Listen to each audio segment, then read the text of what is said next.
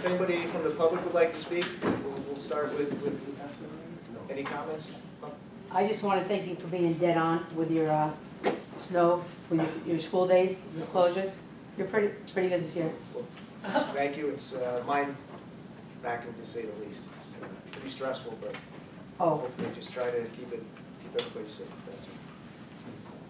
Like to be realistic at the same time. But thank you for doing it. Anyone else?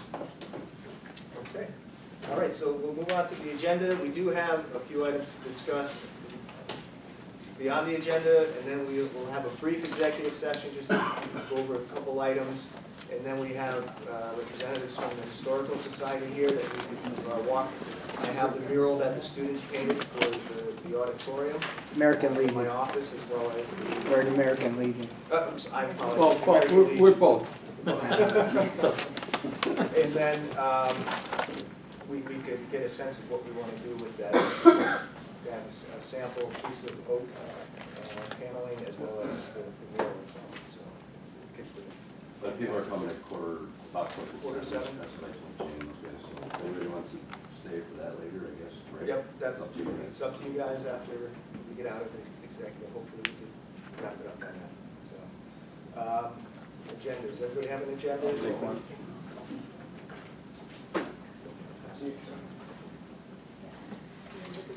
We do have several recognitions for both students and staff. One of them is the mural presentation by the students who painted, as well as Mr. Hayden, our art director. Our girls' basketball team was recognized for the Sportsmanship Award by LIAA. And Sue Schlasta is recognized by Children in Youth for her work as a social worker and her service to the community. So that'll all be taken care of there. We'll do our recognition for the public. And then moving down to number 12, I passed out the school calendar for next school year, which is essentially the identical one from this school year. The only difference is December 23rd, which is a Monday. Instead of having the teachers come in that Monday for a half day, we would dismiss them on Friday, half day, and then have that week off. And then June 1st would be the last day of school for students, pending weather. We also put on the bottom there, and we will make notes for all the teachers and staff that expect to go to June 30th. Depending on snow days, the potential is there for June 30th, so don't make plans that far in advance. Because the snow days will be tacked on at the end there. Are the snow days built into this room? We do not build in snow days. In the past, I think we've done it once or twice in the past. A couple of concerns arise if you start taking away vacation time, or people travel on President's Day, and they wind up taking personal days. And I know there was a couple of concerns from the association with that back. I know last year we discussed it because of the quantity of snow days, but we just said, listen, you expect to be here up to June 30th. So you have to do 180 days no matter what. So that's why we backed up the in-service, the first 2 in-service days for the teachers to that second to last week of August. We get 4 full days in August before Labor Day. So that actually helped out quite a bit this year already. I don't have a problem, but I know last year when I was here, with some of the local businesses that have some of the kids that are working, they weren't happy about that because it went till almost the end of June, I guess, for the date, but just throwing that out there. So I know the association said that, but, here we are. I'm sure the local business in here is happy with the students that they have working for them. The difference, so if we build in 10 days, and, you're still looking at getting out June 15th. Yeah, it's not a big. You know what I mean? I understand, yeah. If you get 10 snow days, you're looking at approximately the same time anyway. We did it a couple of times one year where we President's Day and it was a snowstorm. So it really didn't matter, but you can't. Yeah. There was one this year too. There was one this year too, right? Yeah, we were out on Tuesday, so we would have Martin- actually lost Martin 2 Luther days. King Day. Or Martin Luther. That's right. A lot of Ice, people a live lot that of way. icy out, right? No, That's it right. was both of them. Yeah, Monday and Tuesday, it would have been. But, so, I mean, there's pros and cons to doing it either way. This is the way we've been managing it, and it seems to be something that, so, let's stick with it. But also, number 13, those are the Act 80 days that we will utilize for our professional development for teachers throughout the course of next school year. Number 14, I just passed out the operating budget for NEIU, which is slightly less than last year, $53,000. That's our contribution to their budget, which is significantly lower than it used to be. Last year, we received a reimbursement of about $30,000. About 30, wasn't it? Yeah, 2 years ago. I think, Rose, I gave you that paper too, which he had a list, was it last month, remember?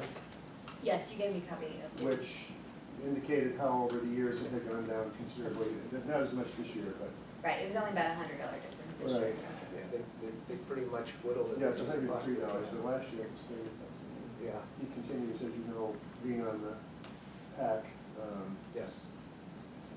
Constantly looking at ways to Right. either cut costs or And increase of course, revenue. I think as all of you know, over the years, there was some concern about the disparity between what Western Wayne pays, and what, actually all three Ws, compared to some of the other districts that have comparable student populations, considerably less, and it has to do with the formula that the state requires to be used. And because we have a large territory geographically, is the main reason we pay more. And Wayne Highlands and Edmond, Baltic, Scranton is also up there. And so there's no control. We don't have any control over that. Right, that is statewide. And the other thing that came out last year was that boards have weighted votes. In other words, I think Western Wayne is at 2, I don't have it memorized, but in other words, we have 18 votes actually, and Scranton, I think, has 10 times 9, I think they have 90 votes for some reason. I guess it's because of their student population, maybe? Yeah, I'm not sure how. It was But there is a considerably weight more. for But each it's of the not districts. very It's not like a equitable for one-to-one us. vote. Well, some districts have 1, Right. each board member has 1 vote, and in our case, I think it's 2. I believe it's two. So when each board votes, they tally that up, and then, when they get it, they multiply it by the multiplier for the district, and then that, whether the IU budget passes or not, is how it works.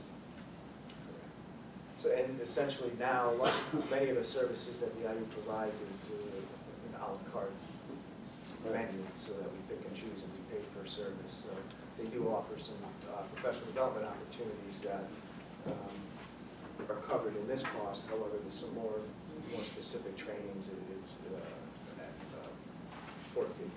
There are a lot of things they used to do that they don't do anymore. Correct. The result is the savings. Correct. 15, we're looking at putting out bids for purchasing fuel oil. Now, we're just looking at the fuel oil for the high school, middle school campus because we're anticipating R.D. Wilson getting natural gas at some point in the next year, correct? Hopefully. Hopefully by over the summer. So if we need to at that time, we can put out bids for them, for R.D. if we need, but right now it's just for high school, middle school.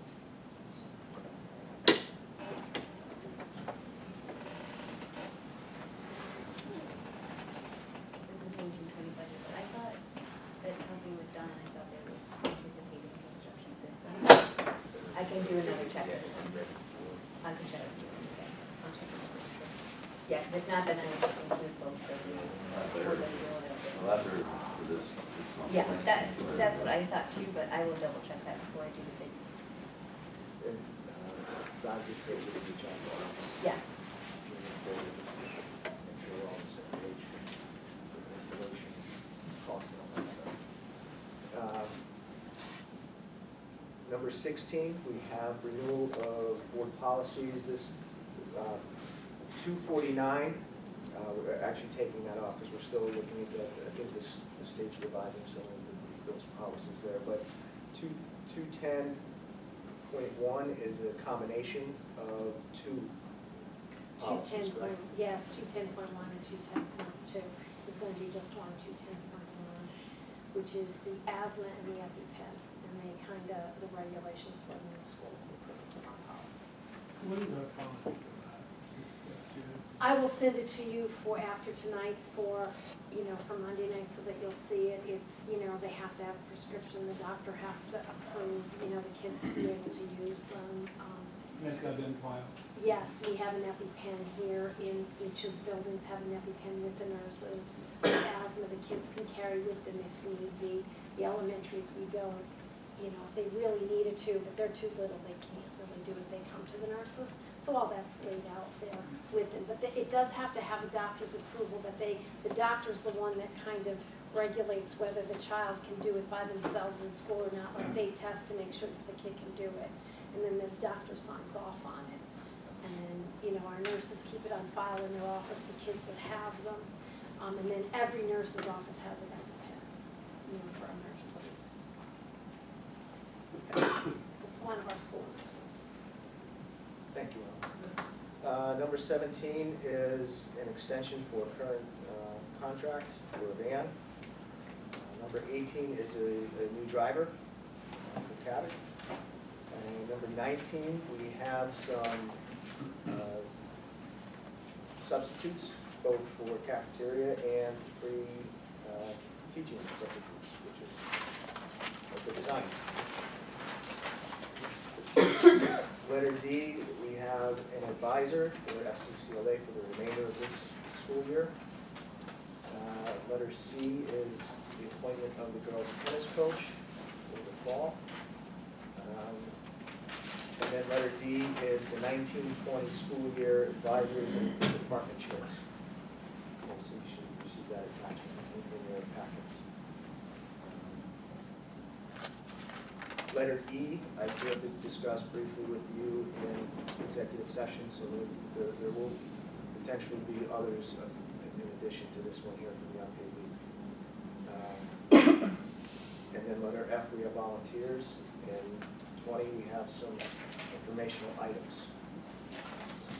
So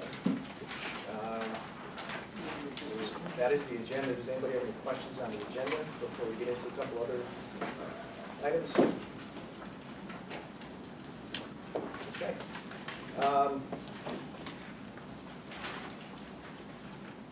We did get word that Hamlin Heights wanted to do a reassessment. I know you sent that text earlier. They agreed on it. Okay, they did agree, so we did speak to Matt here about, he was talking with the township solicitor, and but that's good if that's the They case. do not, it's bad enough as it is, because how they got a building that would cost $9 million to build, they are assessed at $2.3 million. I don't understand that at all. So their assessment was $4 million, they got it reassessed for $2 million, and they wanted to even get less than that, so that may Very cheap, no, that's why it's good. Okay, well, thank you for the update. We have, Rose, do you want to get into some of the financial details that we're looking into? We met with the Buildings and Grounds Committee just before this to go over some projects that we're looking to do, particularly this summer, the carpet on Harvey Wilson, and then next summer, looking at the sports complex here with the turf, track, potential bleachers, and potentially some storage areas. So, but in the meantime, Rose has been looking at refinancing of our current loan and then potentially restructuring it to add some of these projects in if need be. Right now, our current note that we have with Wayne and Hotel National Bank is at like 3.35%. That's the rate that we have right now. The bond market right now is around 2%. So if we were to refinance, we could see some savings even after the cost of redoing the bond. We would still see some savings.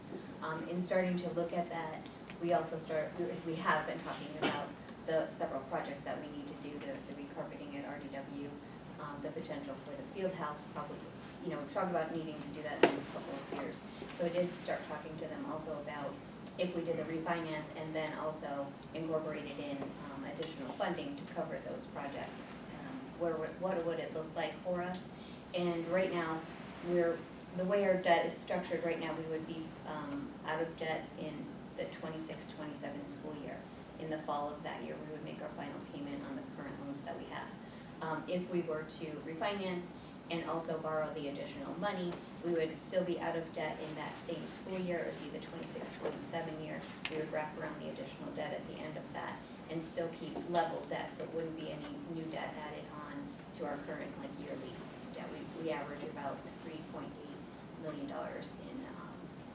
in expenses each year for the interest in the bond payments and bond and note payments that we make right now. So we would still be debt-free at the end of the 26-27 school year by looking at this. I guess what we kind of need to know tonight, are you all right if we try and move forward with this and see what, like, this is all just speculation because we haven't actually done anything, but like, can we look at refinancing? I've been in touch with our bond counsel who would do a bond refinancing, and I've also been in touch with Wayne Bank as far as maybe just refinancing that note and doing the same thing with them at a lower rate than the 3.35 we have right now. They're both willing to look at it, so I think I'd like to look at it in both ways and just see what the best possible item is for us.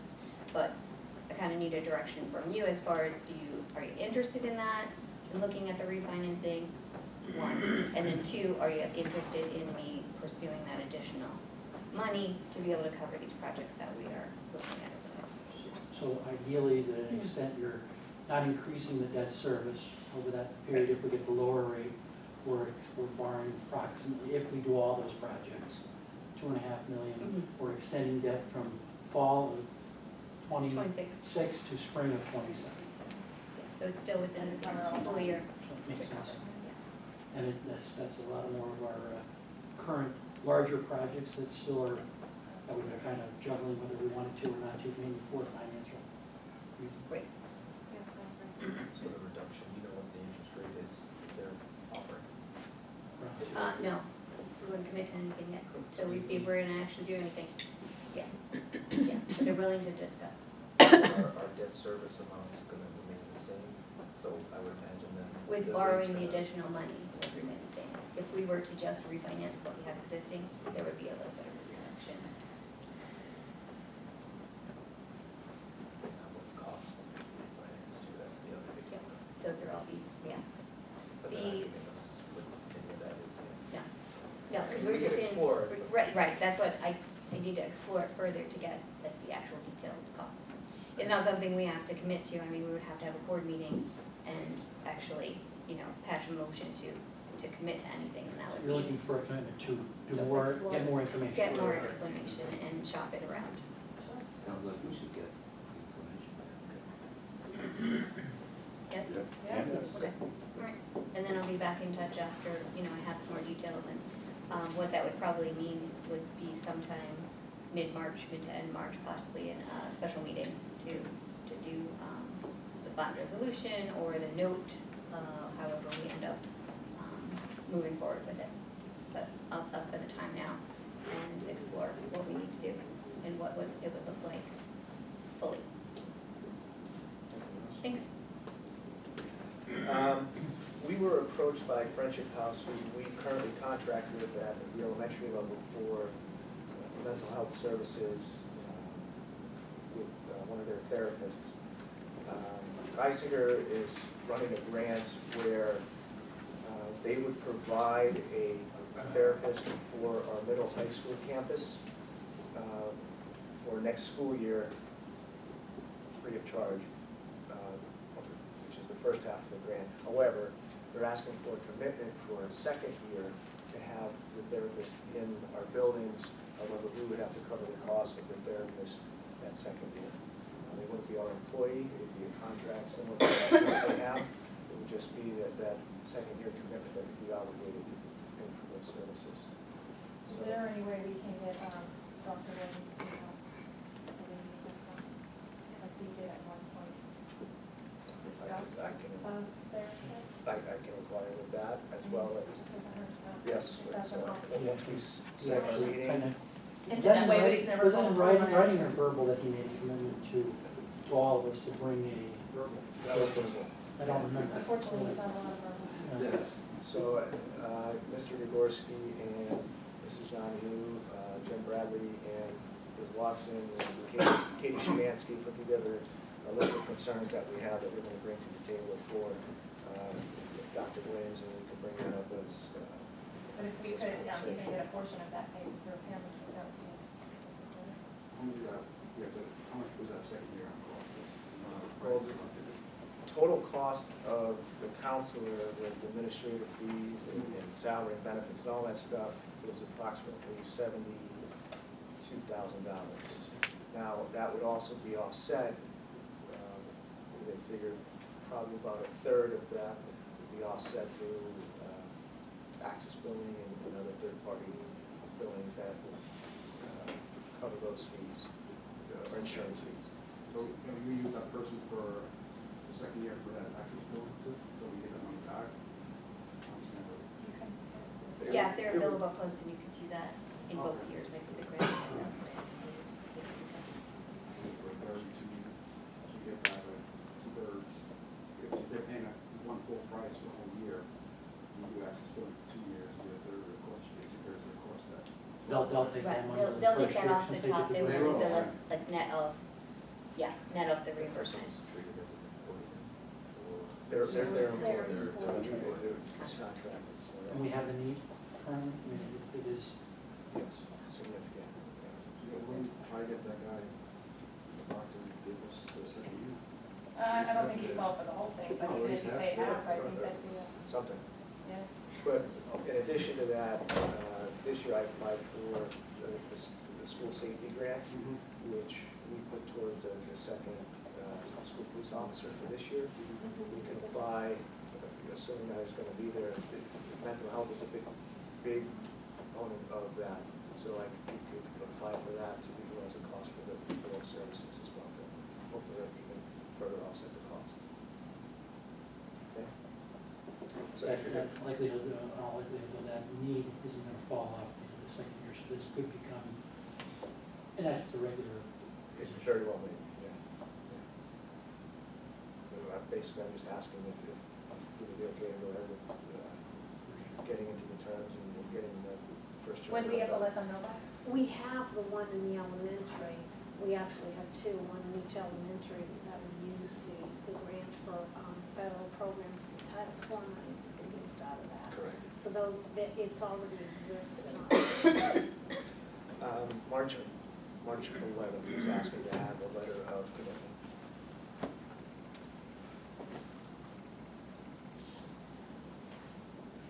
We get Kind of a tight the guy turnaround. give us a commitment by then, probably not, right? Well, We haven't been able to I would agree love on to see him it for in about- writing. How many years? I just received an email back from him today. We just have to set a date to I meet. mean, so even if he hopefully doesn't, next I week. mean.